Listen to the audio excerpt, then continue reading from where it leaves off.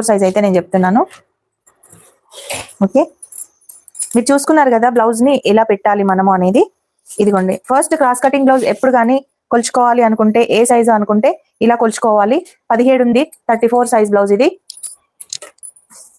17లో సగం 8.5 దగ్గర మనం ఇలా మార్క్ చేసుకోవాలి. 8.5 దగ్గర నుంచి ఒక 2 ఇంచులు ఇలా ఖర్చు చేసుకోవాలి.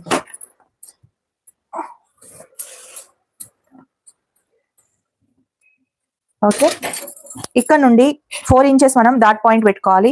ఇక్కడ పైకి కూడా 4 ఇంచెస్ డాట్ తీసుకొని ఈ విధంగా డాట్ పాయింట్ అయితే మనం పెట్టుకోవాలి. బ్యాక్ డాట్ పాయింట్ ఖర్చుకి ఒక 1/2 ఇంచ్ అయితే ఇలా కిందికి తీసుకున్నాను. ఇది బ్యాక్ ఓపెన్ అయితే కాదు, ఫ్రంట్ ఓపెన్. 2 కోర్లు మాత్రం అటు సైడ్ వేసుకున్నాను. ఓకే, ఒక బ్లౌజ్ పీస్ ని తెచ్చినప్పుడు ఈ 2 కోర్లు 2 సైడ్ 2 కోర్లు ఒక దగ్గరికి వేసుకొని ఇక్కడ ఓపెన్ లేని ప్లేస్ అంటే అకంటి ప్లేస్, ఫోల్డ్ అయిన ప్లేస్ మన సైడ్ వేసుకొని ఆ 2 కోర్లు ఓపెన్ అయ్యే ప్లేస్ ని మనకి రివర్స్ అటు సైడ్ వేసుకుంటే బ్లౌజ్ అది ఫ్రంట్ ఓపెన్ అనమాట. ఒకవేళ మనం ఈ 2 కోర్లు ఇటు సైడ్ వేసుకుంటే అది బ్యాక్ ఓపెన్ బ్లౌజ్ అనమాట. ఓకేనా, ఇప్పుడు మనం బ్లౌజ్ హైట్ చూసుకుందాం. హైట్ ఏ విధంగా చూడాలి అంటే మనకి వెనకాల డాట్ ఉంటుంది కదా, ఈ డాట్ దగ్గర నుంచి పట్టుకొని ఈ భుజంకి మధ్యలో ఇలా చూసుకోవాలి. ఈ డాట్ దగ్గర నుంచి ఈ భుజంకి మధ్యలో కరెక్ట్ గా ఎంత ఉంది ఈ విధంగా చూసుకోవాలి. ఇక్కడ ఉంది, ఒక 1/2 ఇంచ్ ఇలా ఖర్చుకైతే తీసుకోవాలి. ఓకే, 34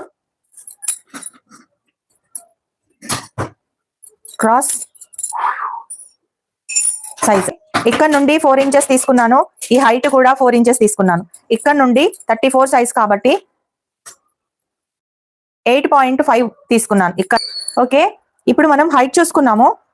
తర్వాత ఈ నెక్ డౌన్ ఎంత ఉందో చూసుకుందాం. ఇక్కడ నుండి ఇదిగోండి, ఇక్కడ నుండి కిందికి ఇక్కడ కుట్టు, ఇక్కడ ఖర్చు, ఇలా హైట్ అయితే ఎంత ఉందో ఒకసారి మనం చెక్ చేసుకుందాం. ఇక్కడ 2.5 తీసుకొని ఇక్కడ కూడా 2.5 తీసుకొని ఇక్కడ 3 ఇంచెస్ తీసుకొని నెక్ కైతే ఇలా వేసుకుందాం. మనకు కట్ వర్క్ అనేది కొంచెం దగ్గరగా ఉంటే లేసినట్టులా వస్తుంది, కొంచెం బ్రాడ్ గా ఉంటే కరెక్ట్ గా వస్తుంది. అందుకే కింద 3 ఇంచెస్ వేసుకున్నాను, పైన 2.5 వేసుకున్నాను. ఓకే, ఇప్పుడు 34 సైజ్ కి ఇక్కడ నుండి 5.5 వేసుకుందాం. 5.5 ఇంచులు మనం ఇలా మార్కింగ్ చేసుకుందాం. ఇదేంటి, ఆర్మ్ డౌన్ కి వేసుకుందాం. ఒక్కొక్కరు అడుగుతున్నారు ఇక్కడ నుండి కరెక్ట్ గా 5 ఇంచెస్ పెట్టుకుంటున్నారు, మరి ఇక్కడ నుండి కూడా 5 ఇంచెస్ వస్తుందా, ఒకసారి అది కూడా కన్ఫర్మ్ చేసుకోవాలా, మాకు అంత స్ట్రైట్ గా రావట్లేదు, కొంచెం ముందుకెళ్తుంది అని చెప్పారనమాట. ఒకవేళ అలా ముందుకెళ్లే వాళ్ళు ఇక్కడ కూడా 5.5 ఇలా పెట్టుకొని ఈ విధంగా చెక్ చేసుకోవాలి. ఓకే, ఖర్చు వదిలిపెట్టి 5.5 అయితే తీసుకున్నాను నేను. ఇదిగోండి, ఖర్చు వదిలిపెట్టి 5.5 తీసుకున్నాను. ఇక్కడ నుండి 1 ఇంచ్ దగ్గర మనం మార్క్ చేసుకొని ఈ 1 ఇంచ్ దగ్గర నుండి ఇలా రౌండ్ అయితే తీసుకోవాలి.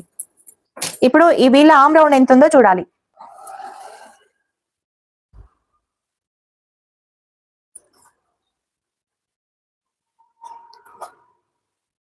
ఇదిగోండి 8.5 ఉంది, అంటే మనకు 8.5. ఇది కూడా 8.5 వచ్చింది కదా.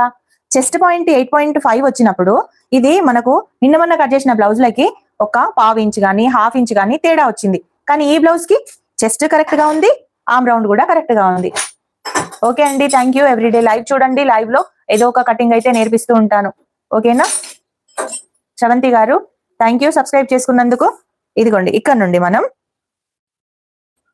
కరెక్ట్ గా 8.5 ఉందా లేదా మనం ఒకసారి చెక్ చేసుకుందాం. చూడండి, ఎగ్జాక్ట్ గా 8.5 వచ్చింది.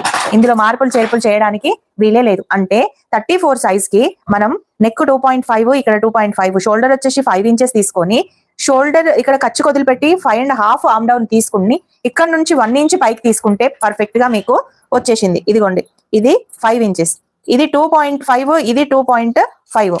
ఇక్కడ వచ్చేసి వెడల్పు 3 ఇంచెస్, ఆర్మ్ డౌన్ వచ్చేసి 5.5, ఆర్మ్ రౌండ్ వచ్చేసి 8.5. ఇక్కడ నుంచి పైకి ఒక 1 ఇంచ్ తీసుకున్నాను.